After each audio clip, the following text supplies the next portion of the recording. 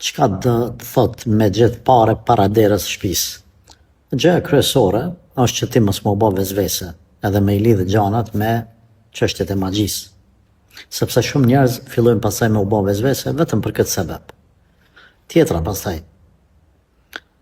a themi që bën magjia me para apo jo, Allahu e di mas miri. Mirë po, mund tjetë rastësi që kanë qëllu aty parët. Ne nuk themi mos me I marë.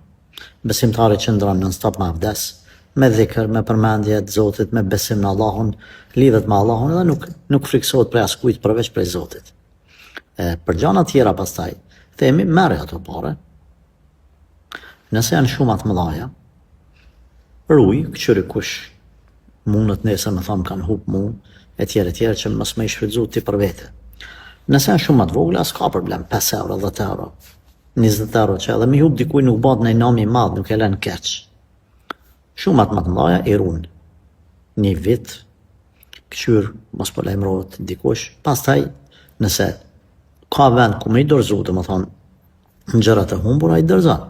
Nëse nuk ka vend të tillë, atëherë jep sadak për çat personin fjalë. Këtu në vendet tona, për shembull, nëse ka dokumentacione tjerë, duhet me I dërgu për shembull në polici.